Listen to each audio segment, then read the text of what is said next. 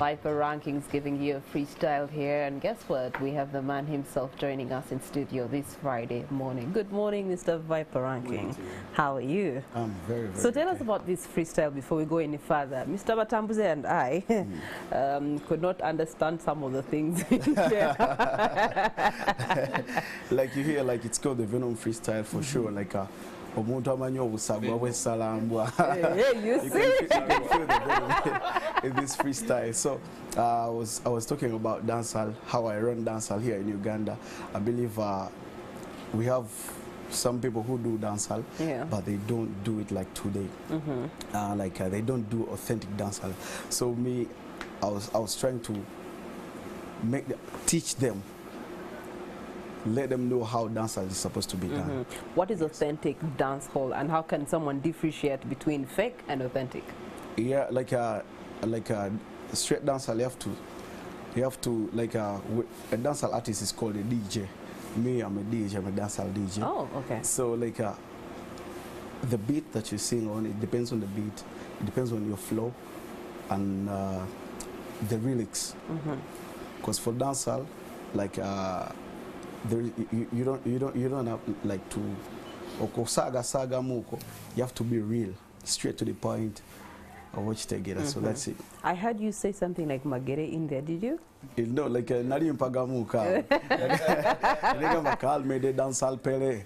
Greatest of all tambali baka pele. Me ya the real sava sega deba fede. Na foka principal nga Bobby emagere. Hey, okay, that's interesting because magere right now is a hotspot word as we speak. But that is Viper Ranking joining us for a discussion this morning on the Kickstarter musicians petition to Parliament. We also do have Mr. Batambuze Charles, Vice Chairperson with the National Culture Forum. You're most welcome. Thank you so much. Good morning, viewers. Do you want to give us a sample? Okay. He's a writer. A sample of your writing. Yeah, as you heard, my name is Charles Batambuze. I'm the Vice Chairman of the National Culture Forum, which is an organization that brings together all associations, federations, and people that work within the creative industries in Uganda. The creative industries have 9 domains. We have music, which most people know. We have film. Of course, most people know about film. We have visual art and crafts. We have books and press. We have culture and natural heritage, support services, software and innovations, the collective management organizations, and so on. Performing arts. So, performing arts. Together, we are 386,000 people that work in this sector. Every day we wake up to go and work, either as an actor, actress, singer, audio producer, writer, and so on. Okay. Well, we also do have the usual suspect, Emma Carlos Morondo. He's a business consultant as far as music is concerned. Good morning to you, Emma. Good morning. Yes. And good morning, viewers. And Viper, thanks for the mashup. They're called mashups. Mashup. You get a beat and then they flow on it. Okay. Quite impressive. All right. Do you want to mash up yourself? I'm good at discovering mashups, but I can't mash up myself. Oh, okay, all right. So we'll wait for the mashup that you'll get out of Mr. Viper Ranking. Okay, the backbone of this gentleman sitting here with us this morning is that musicians under their umbrella, the Uganda National Musicians Federation, earlier on this week did petition Parliament calling for the expeditious amendment of the Copyright and Neighbouring Rights Act 2006. Now, in their petition presented by Honorable Fiona Nyamutoro, that was during the Wednesday sitting of Parliament this week. Plenary sitting, the musicians avert that the 17-year-old law has become outdated in line of the advancement in technology, the emergency of new and international best practices. And these gentlemen are here to give us more details of this petition, what their desires are. I'll start with Emma Carlos, because you've been here with us on set and we've had this copyrights conversation before. It being presented on the floor of Parliament directly as we speak today, I think that is an achievement in its own that we need to recognize as the music and arts creative industry. Yeah, it's a big, I just want to give a brief background on the advocacy journey for a couple of issues, highlighting copyright in particular. It's been a journey, 5 years. We have done the road. We have advocated for it for a couple of years. The biggest achievement now that we got with that petition of musicians and their faces and their clout going to Parliament is a big boost for this journey. We have been advocating since then that the law needs to be amended, and we have given a couple of stakeholders insights that we want to be put in the law. We have been trying to mobilize every stakeholder in your individual capacity, whether as association or a federation, to come and jump onto this bandwagon of what? Of advocacy. I'm very proud, and on behalf of the creative sector, that we had a major step when musicians we are invited into Parliament to add on their voices and clout on this what? Advocacy journey. Some of the principles that we want in this amendment, the law is already existing, but the principles that we want to strengthen it, to be pro-artistic, include: one, making CRBTs a matter of legislation, this revenue sharing module. Two, there's what they call private copy levy. That's a tax levy that's put on gadgets that aid in infringement of copyright, like phones, flash disks. People don't get an off those content. Here, those gadgets are used to what? To infringe on copyright. Then three, we are talking about an independent body that manages copyright, because according to us, copyright is not about registration, it's about administration. We're in discussion with the government about that. And then also include the WIPO and ARIPO protocols that protect our works within the what? Within the digital spaces. So when Honorable Hilary Chiyaga moved a private member's bill to seek that this law is amended, he didn't get the support then. Sure. But the momentum has been building bits by bits until it culminated into a big presence of those musicians in Parliament. And according to us, whether it's Federation, whether it's UMA, whether it's NCF, for us it was a bonus. Okay. That's all right. Viper Ranking, as an artist directly, what does this news mean for you and your work? It's a win for each and every artist out there, because I've been out. I went out of the country in January. Like when I went to Tanzania, I saw very many things. Like there is a guy from Zambia, and this guy is also an artist. Like he showed me something like a message. He was paid like for his music at the end of the year. And I was like, man, how are you guys doing it? Yes. In Uganda? Like here, when I came here to back here, like everything is totally different. So I believe this is a win for each and every artist. I believe like this is what we've been fighting for. All our elders, they've been fighting what. But at the end of the day, we've got something. Okay, it talks about advancements of technologies, and from your capacity in what you do, what are those advancements that you believe artists now ought to be milking and earning a shilling from? Yeah, right now we're looking at streams. These are the things that we need, like to put more emphasis on. You see that before you drop a song, you have to copyright it. But right now, a lot of people don't even know about it. So we need even to teach artists, like to know what is supposed to be done. You will see that a lot of artists, their music has been copyrighted by other people. Like Africa has stolen a lot of Ugandan artists' music, and a lot of people are crying because of that. So we even lack education. We need to learn that. Okay. A lot of things like we don't know about them. Yeah. Most especially like when it comes to the internet and everything. I saw the likes of William Mukavya, the Onamukulu Wafani, Onomze Yakabira ku Federation, Namuli Katumba, Abudu Mulasi, nga tebalina rights ku nyimba zaabwe. Buli luyimba, not one song. So like twetaaga okuyigirizibwa okusobola okumanya Okay, Yes. all right. Just to complement his point, one of the biggest aspects that we advise the government to do when we amend this law, let's popularize it. Let it be a day-to-day affair within the industry. Yeah. Let's sensitize first of all the users, True. and the practitioners. Okay. Let's make the law vibrant. Yeah. Because that's where I was going with Mr. Batambuze. With your expertise and experience in this industry in particular, when it comes to the education of the copyright law, we have seen some artists, coming out to sort of jump on the bus, but if you ask them the nitty-gritties of detail of understanding what it's about and how they directly benefit or how they can use it for their own strengthening of what they do, they don't seem to have those details on the fingertips. So when it comes to education as a forum, how have you been able to bridge that gap? Thank you so much. I think artists are not lawyers, so definitely they cannot understand the entire law, but they need to know the basic aspects of the law, but especially requiring them to sign contracts, whichever engagements in the studio, with the songwriter, and all the other people that are involved in the creation of a song.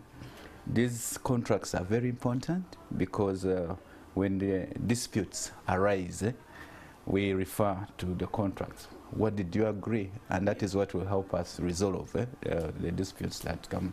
The examples he cited of the Kadongo Kamus and so on, in the past, I think people were blindly signing those contracts. We have read some of them. Yes, yeah. We have read some of them, and people sold away all the economic rights. Some of the Kadongo Kamu artists only have a name. They don't have the property. Copyright is property.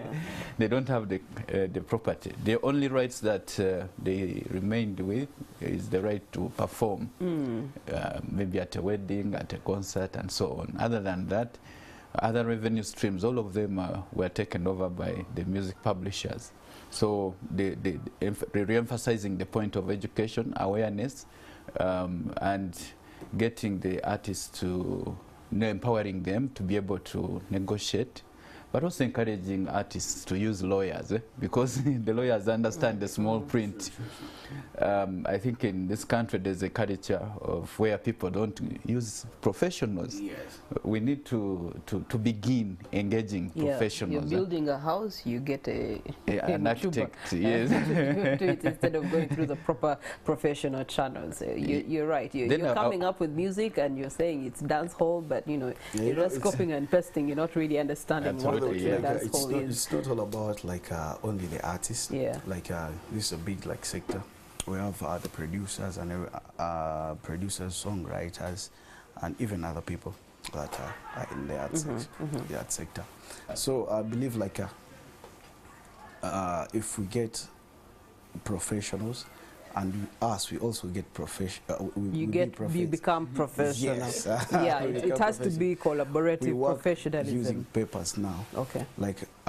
Let's say I'm collaborating with someone I think let me give an example Winnie Nwaji. We come together, we get a split sheet. We'll be okay, so the producer is going to get this percentage. I'll get this percentage. Winnie will get this percentage, and the writer will get this percentage. So when the producer start crying when he had some hit songs, you get. So when we start crying because this is a lifetime product, yes, you get. Yeah, that's so true. We just have to be everything has to change. Yeah. Start using papers now. Okay, so back to Mr. Batambuze, ensuring that these people adopt the professionalism that is needed to benefit from this. Yeah, so as a culture forum, one of the things we are doing, by the way, is reorganize the entire sector. Because it is easier to, for instance, create awareness when we are organized in our associations, the different associations, so Federation, Uganda Musicians Association, Uganda Film Association, Palwood, and others. So through those, we can tailor-make programs, for instance, on promoting awareness about copyright. For an artist, copyright is not the only thing they need to be aware of. They need to be aware of artistic freedoms, freedom of expression, protection of their rights. Where do you run to in case of a challenge? I also wanted to comment on the amendment of the copyright law. I want to say that the process has been on for some time. Actually, the time artists went to Gulu during COVID, one of the issues that we discussed was why were artists unhappy. It's because they were not earning. And at that time, the music industry had been built only on one pillar, one income stream, which was performance, live concerts. And the COVID restrictions definitely blew away that pillar. So all the other revenue streams, music, somebody can earn in 32 ways. So all the other 31 ways were all not working for the country. So one of the things in Gulu, we said there was a need to amend the Copyright Act. One, to introduce some revenue streams. That's why it's talking about the private copy levy. Nowadays we consume content on our phones or on gadgets. Yeah. But the creators of those contents, who include artists, writers, and so on, are not earning anything.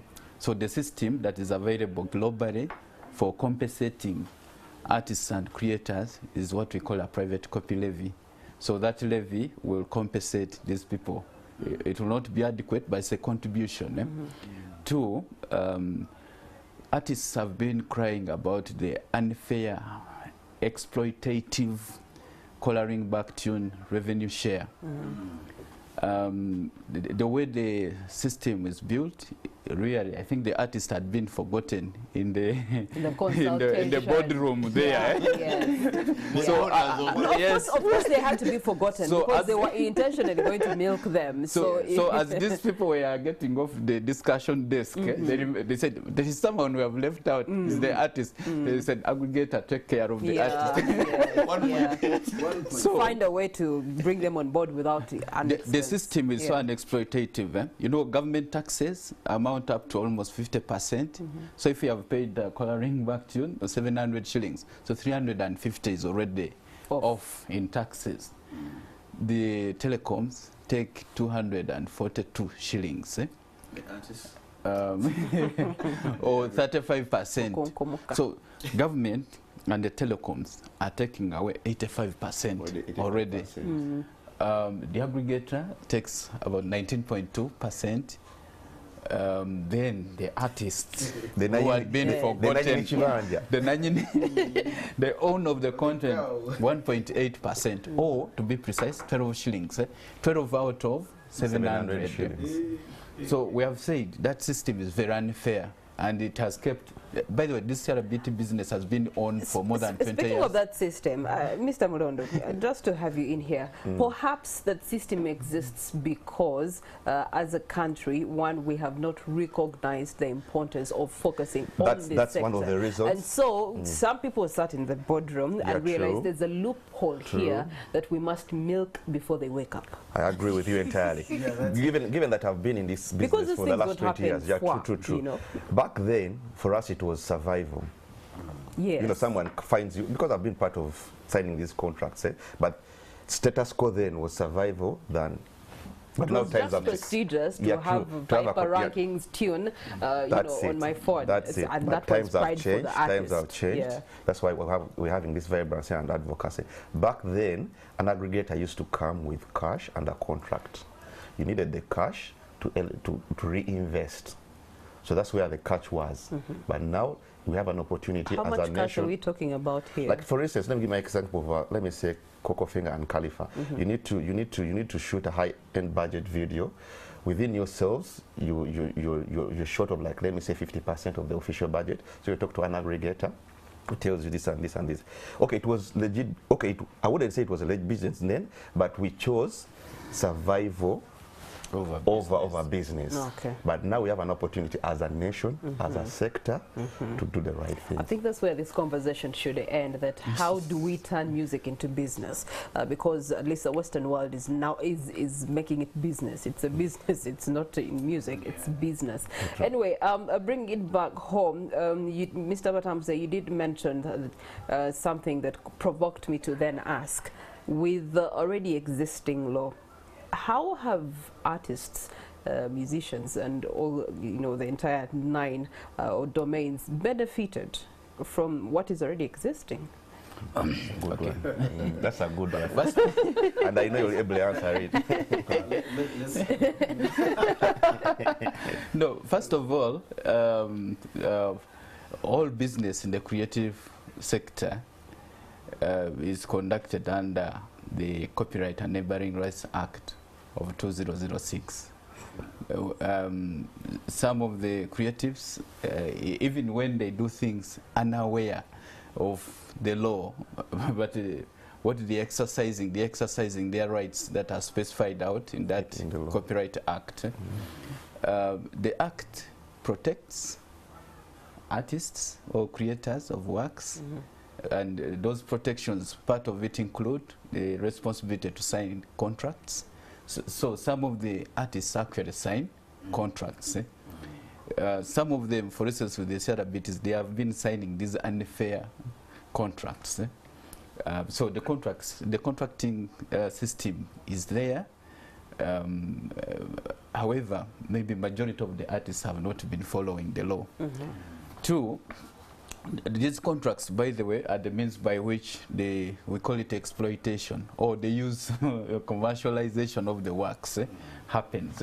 So all the commercialization that has been happening, for instance, when you are hired by a promoter to perform at Lugogo, that's already authorization you're giving. I mean, you're using your right to performance. So these rights are properly explained within the law, and all creatives have been exploiting these different rights to earn money. So the law has made it possible for there to be business activities within the sector.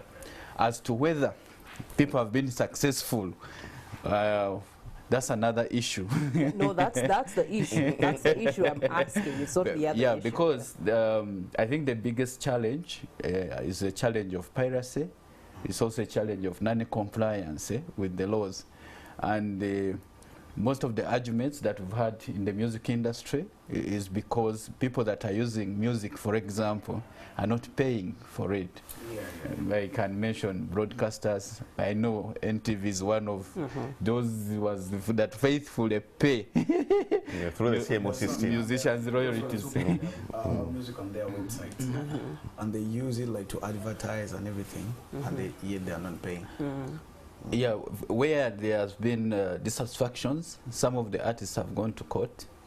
I know that somebody called Maurice Kiria took MTN to court because he was not seeing the revenue from CRBTs. So again, the law made it possible for them to be able to assert their rights. And recently we had that wonderful judgment of conscience against Airtel.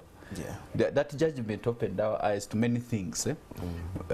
When earlier we were talking about the celebrity campaign, in our petition we had said, we told the Minister of Justice that some of the carriers, telecom carriers, were having copyright infringing celebrities. And the conscience case actually proved that we were right. Two, that case has in a way made the artists more bold in approaching issues of enforcing their rights. They know that when you go to court you can succeed. The only challenge is it takes longer. We want to shorten the time. Even if it takes longer, but it's there to aid the system and aid what you're campaigning for. 7 years. We need this law to be vibrant. You're caught infringing someone's right, let the case be expedited. 7 years is quite a long time. Cautions that those expenses with lawyers. But imagine a person in the ghetto youths down there. Someone has infringed on their right. They're using their song as a ringtone or as a placement in this, and they can't, get justice within a minimum short time. No. We want it to be vibrant and on point. Okay. You see a lot of things are happening. You will see like being to be in Vitali straight line. Yeah. Straight from UPRS, a lot of people are crying. you see like when they see artists come together, they try to put up some things, politicize. Dividing still. Yeah, not this time. Yes. This time, so this time they change out. So like just njagala okugamba ba artist bonna mwana zino ensonga zaffe tuzenyigiremu buli we tuwulira nga bayise ba artist we don't have to care what people say ngokitegeera twenyigiremu ensonga lwaki tubonyewonya okumala ebbanga and you see like ennaku zino omuntu agenda okutandika okuyimba ye nga ayagala kuba hiti kuyimba ku stage ayimbe wano na wali. I mean, if it's what you've seen your forefathers do in the industry, well, yes, you can't do any so different. Like it's time for change. Yeah. We need to change. You see, like an artist has a hit song, nenga yimbe mubala bamu mitwala atano, abantu bayingirira bwerere. You'll never make a big brand. Yeah. As an artist. Okay. You'll never be big. Because ojja kulaba nti buli night erina okubeerako omuyimbi. Ate omuyimbi oyo nga wakabi ajje ayimbe ava agenda ayimbe walala. That's why we get accidents. Nowesanga oluusi oli mulwadde oli bubi naye nga tolina okugenda oyimbe. And be like, okay. On that particular point, Viper, you need as artists, we as people who are propagating these changes, to support advise your friends. I'm also calling upon all artists out there. Let's go digital. Then too, about the issue of tech, other websites infringing on your content. The law will have provisions of takedown. I think those are the WIPO protocols that are going to enable that, so that all those funny websites, I won't mention them, that are uploading people's content and they're earning off Google ads, and artists are not, you need either to take down or commercialize, because the opportunity is there. You can commercialize it, download per cash. Okay. You can. Let's talk about the contract system here. Matters Mr. Batambuse says it's one of the it's pretty much the only thing that people have picked out of the existing law and have been practicing it faithfully. I'm pretty sure it also presents itself with loopholes, again, because of the ignorance of the one that to whom this property belongs to. So someone will sit, I've had that experience, someone will give you a contract and then they will shape it in such a way that you must sign it. You don't have an alternative. It benefits you after all. But yet the nitty-gritties, nothing benefits you. Emma Carlos. One of the provisions, I think, in the amendments is that all artists' contracts are going to be first registered with the register, so that we establish whether it's a fair contract. I think that's one of the provisions we are pushing for in the law, so that most of the artists' contracts will have a provision of first registered with what? With URSB. In that point, then the other person won't have exploitative what? Clauses within the contract. That's it. Let me add. Yesterday we were at Parliament with the Uganda Musicians Association talking about collaring back tunes. And one of the concerns of artists is that they never get to know how much they have made, how many times their ringtones were downloaded. So there is that opaque system that the CRBT platforms operate, and the idea definitely is to keep the artist in darkness, so that they don't claim their rightful compensation, share of the money that is generated. And all this is because there is a standard contract that artists have been signing with the aggregators. There are so many challenges with the contract. One of them is that you don't get to know. It's very opaque. Two, because you'll sign here and then something will happen on the way and then tell you breach of contract, but it's not even stated. Two, so yesterday we were telling Parliament that they need to prevail over the Minister of ICT and National Guidance to ensure, because these guys, when they sell their music on the streams, iTunes, Spotify and so on, they see the money they are making every minute in real time, on their phones. Now, if the CRBTs are also built on technology platforms, why isn't it possible? And telecoms, and the telecoms are the ones promoting technology advancement. Yes, and don't forget about UPRS. It's the same story. We're supposed to know each and everything, and we're supposed to see that. Yeah. You have to send us. So don't you see, Uganda has been milked for so long because absolutely. of The president keeps on saying that when we export raw coffee, we export our jobs and so on. It is the same thing even for the creative sector. Yeah. And yesterday, for instance, the other issue was there is the artists don't enjoy protection and justice. You know, those contracts, most of the aggregators are now foreign. And in the case of complaints or whatever, you have to settle your disputes in a foreign court, not in Uganda. So if Viper Rankings here has not made enough money to sustain his family within Uganda, he cannot assert his rights in a foreign court. So, I mean, there are all those things within the existing contracts that make it hard. Of course, apart from the amount, because for the CRBTs we know 1.8%, that is grossly unfair. Of course, these people have entered into contracts with other people. Like we mentioned, the case of the Kadongo Kamus, they sold all their rights, they cannot redeem them. And so many challenges that have happened. And we heard that UPRS signed with Africa. Yeah, but there's a process to reverse that. The old regime did that mistake, but I would like to voucher in for the new regime. They're trying to, you know, CMO business is a little bit tricky, but they're trying to do their best, and they redeemed all that work from Africa. What happened is that the old regime of UPRS got all the catalog of members and then sold it to Africa. Then Africa went and published all that work on all platforms, and they were earning money. And but then, right now, we're in this era of self-publishing. I'm telling every musician, if you leave studio with Baba, don't share your song on WhatsApp. Upload it as a record video on YouTube. Their aggregators that can get us to the streaming platform. Just sit down. If you can't do it, find a friend, find a tech. If you don't come and you're old, you have kids. I'm happy for Mama Mariam Dagida. I can give case studies of people in that generation who have shifted that responsibility to their children who are what? Tech-heavy. We can't afford right now not to be on a digital space.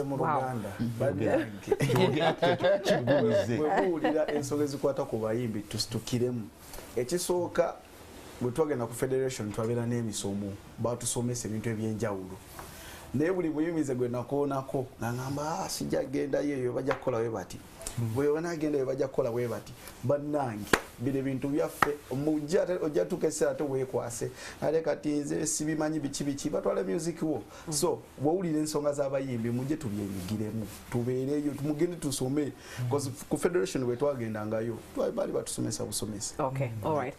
Now I know that there's a timeline of 30 days for the whole process to go through Parliament Committee, ICT, National Guidance, and then address the petition, and then it comes back to the flow of two directives. You start with the one of Attorney General. What I know, of course, I read about the 30-day thing, but okay, first of all, the process for amending the Copyright Act has been on. Yeah. And the principles for the amendment of the Copyright Act were developed by the Uganda Law Reform Commission and Uganda Registration Services Bureau. They set up a working group to support the amendment, and that working group discussed the principles, but also consultations were done on the principles for the amendment of the Copyright Act. This process started 2022? 2021. 2021. Yes. And it had originally the deadline was actually 30th December 2022. We have exceeded the deadline because of many reasons. These days, when you do an amendment or a policy, there are things that you must fulfill. It's not a straightforward thing. So you have to do regulatory impact assessment and so on, which they have been doing. I think about a week ago, we had a meeting at the Attorney General's chambers And the updates. to get updates on how far, and we were assured that the next step was to develop the actual text for the amendment bill. Also, I'm also aware that next week, actually, URSB and Uganda Law Reform Commission are going to consult artists in northern Uganda, artists and writers, on the text of the amendment bill, as well as the principles for the amendment. So that's a step in the right direction. I think when they return from there, probably they will convene several other meetings around the country, and then in the meeting we had with the Attorney General, he said the plan was in the first week of December to have all these papers in cabinet for approval. And then they bounce back to Parliament. Okay. So the Attorney, just for clarity, the Attorney General in the meeting of update suggested that at least by 1st December. So when the mission went to deputy requested at least a month. So the Attorney General and the Deputy Speaker, I think, need to harmonize and find a practical What's possible within. Okay. Mr. Batambuze, talk to us about digital economy. Thank you so much. To begin with, the market for creative works within Uganda is about 47 million. So all the Ugandans consume either a dress or No, I mean, you look at it from our cultures, because we have diverse cultures. Each culture, you know, expresses itself in dance and music. Absolutely. Yeah. So if you are a producer of any of the creative products, your best market is 47 million.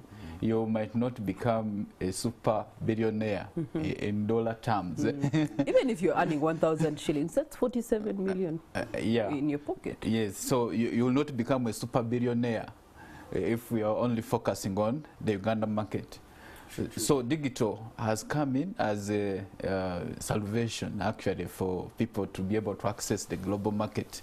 Whatever you put online, you are selling it to the world. And for the creative sector, the size of the market for creative goods and services, as we call them, is $2.3 trillion US. Globally. The biggest players in that market. This is where I hear the president saying, in regards to coffee, giving the same figure and showing you how little Uganda is milking from that coffee industry globally. So that $2.3 trillion US. Africa, how many countries? 51. 52 countries. Yeah, all of us put together, we're only taking about 2.3%. 2.3. East Africa?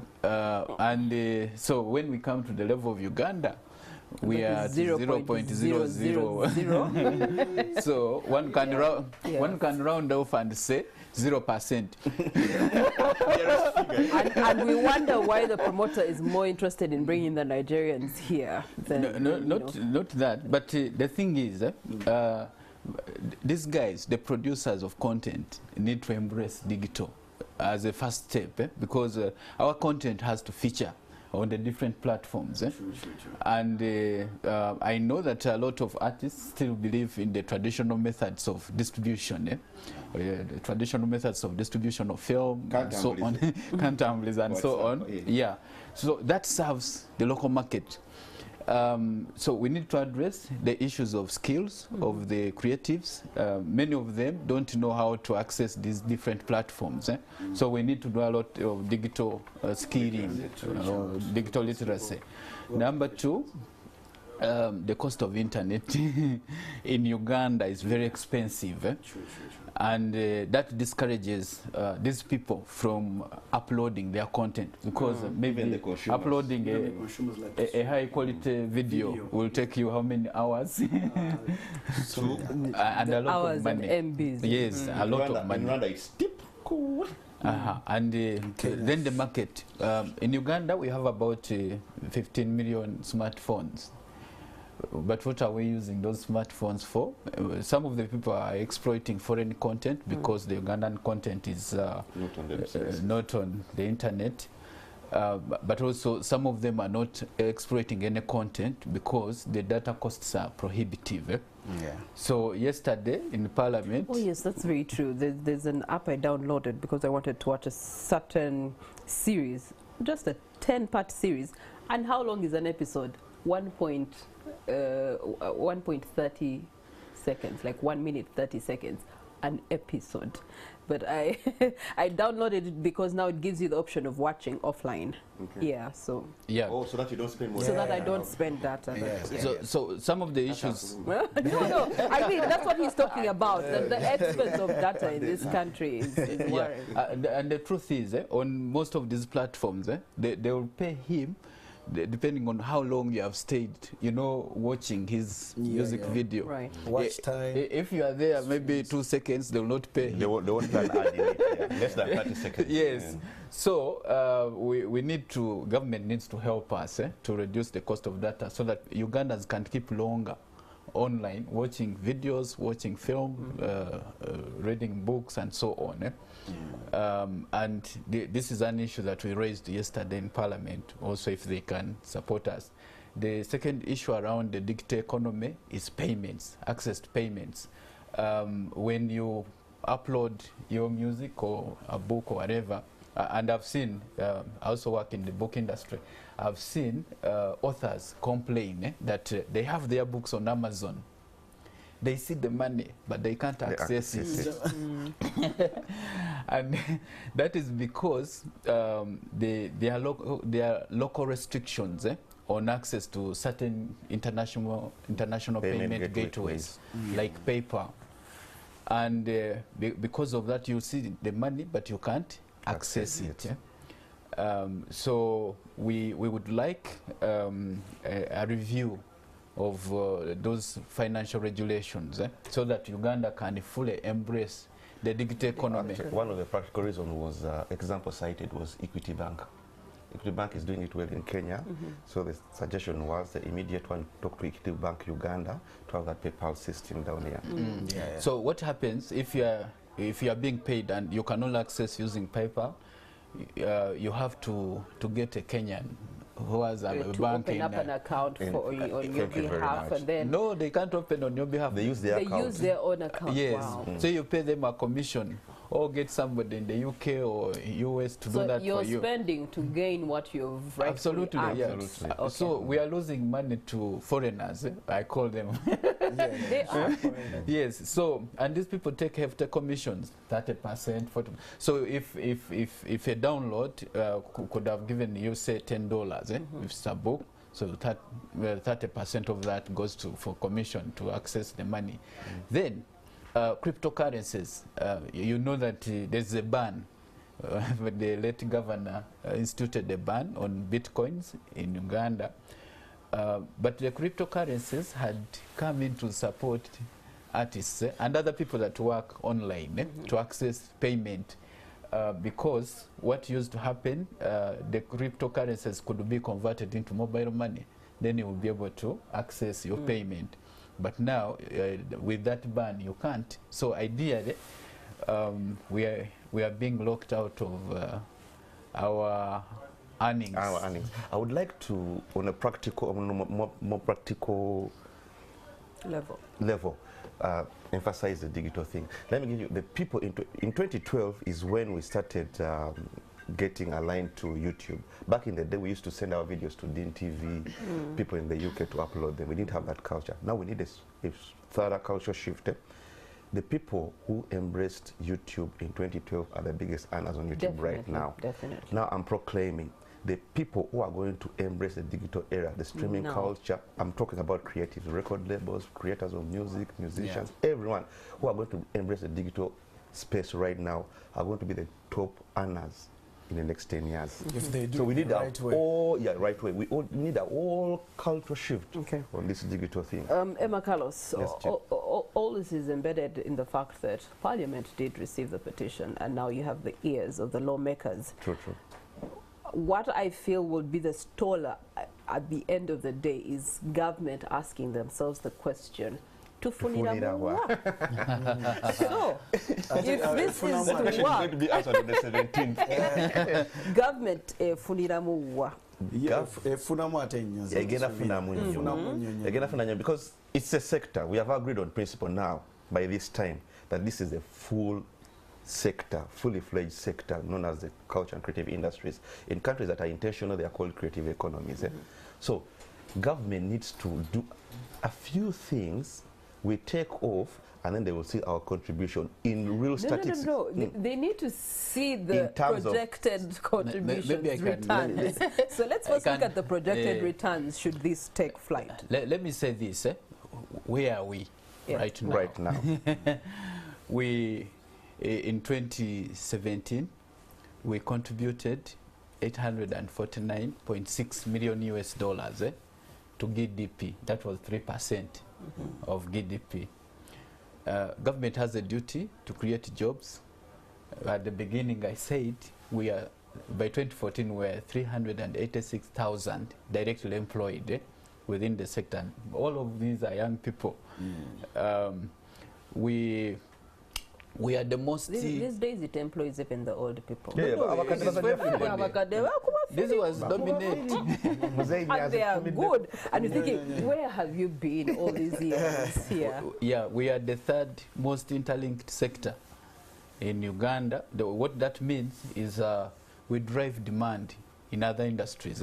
Just think about it. Where would telecoms be without content, or ISPs? You've gone very far. Where would cameramen be? Where would brewers be without music? Cameramen are part of the industry. That's what I'm interlinking. Yes.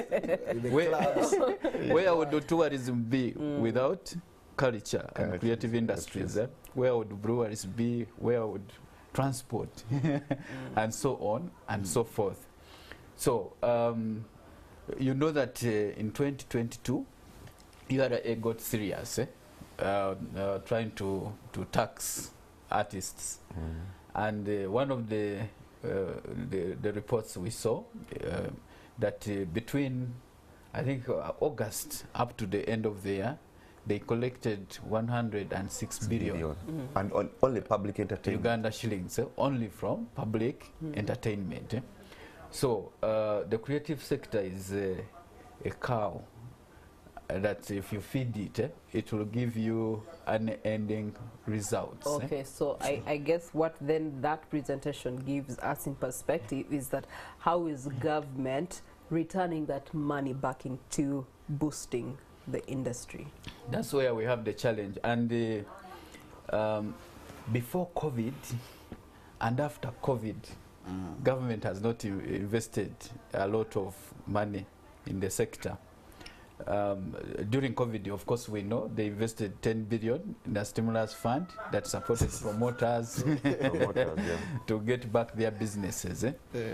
And also they invested 7.76 billion in e-concerts and regional concerts. That was a beautiful thing. But then they went back in default. But they went back to their default the economy mode. was closed.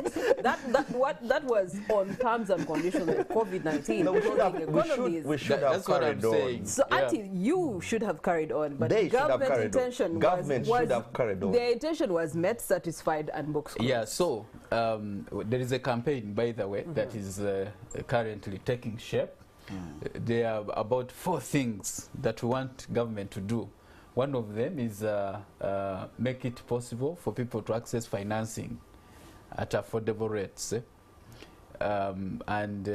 Because actually, if you think about it, most of the creatives cannot go to a bank to borrow. True. Because the banks don't understand their business, the business of creatives. Yeah, it makes sense because yesterday I was somewhere and I realized, okay, the banking sector has, the booming sectors, it has representatives or managers directly handling that sector. Handling that sector. Thank you very much. Yeah. Yes. So we are asking government to do something about that, either create a facility at the Uganda Development Bank or wherever, so that that facility understands how the arts work, and then these people can borrow and use the money to expand their businesses. The second thing is access to markets and trade opportunities. As we have said, the market is digital. So the key issues, one is the cost of data, internet. Two, the skills of the practitioners. We want them to know how to upload and monitor how their works are performing. And then the issue of access to the international payment gateways. We're also asking government to support us to skill up to 200,000 people that work in the sector. All these people didn't study music. Did you? No. I didn't study management, but I did economics. So all these guys are self-made. Self-made, but we need to polish. However, the technology, advances in technology require that people get retrained. Yes, yes. Two, we are competing because the digital puts us in competition with Nigeria, in competition with America, Americans, yes. UK, and so on. So I want to take some artists through. We have to do that and uplift the skills. Then there are other issues, and we have been to the Minister of Finance to say these are the things that some of which you should include in the budget, but also we're engaging our ministry, the Ministry of Gender, Labour and Social Development, so that these issues are addressed to develop this industry that is a cash cow. Okay. For government. That is scattered. For each and every artist, before you drop your song, before you put out your song, like to send it to someone on WhatsApp and everything, just make sure you first copyright your song. If you can't, get someone who is good at that. Upload your song like, let me give you an example. I have a song, I'm dropping a song today, but I uploaded that song a month ago. So this gives an opportunity for your song to get in those playlists and everything, because those people will get time to listen to your song, to put it where it's supposed to be. Okay. So make sure you upload your song, you give it a day when you want it to be released. You see on my YouTube, like the song has been there for a full week, because the song is dropping today, midday.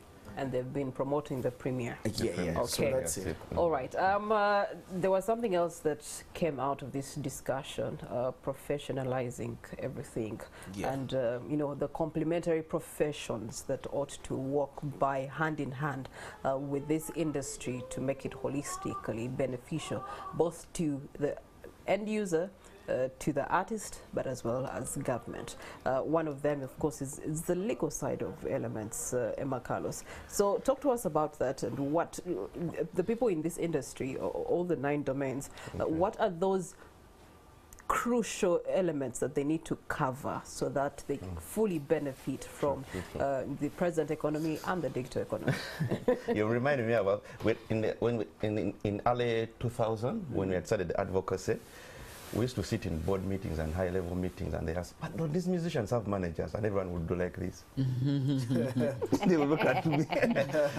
Never managers. So we have a domain known as support service. That's where managers, talent, record labels, booking agents, promoters, MCs fall and lie. Right now, if you look at the status quo, all top trending artists either have a record label, a manager, or a management team. Okay. Yeah. I keep telling my friends, in 2023 and beyond, you need to have a management team or a manager. A manager's duties are very simple. They run today business of what? Of an artist. They plan for you. They do all the professional 360 degrees aspects of running you as a brand. That's why you see the top trending artists right now either have a manager, a management team, or a record label. Okay. You need to identify yourself a manager. The aspect of talent management and booking is very deep, but right now, principle, you need to have a manager, because that's the professional side of your business. There are a couple of duties that a manager does. They're like 13. Let's not get into those details. Let's but the principle, have a manager right now. Okay. You need to have a manager.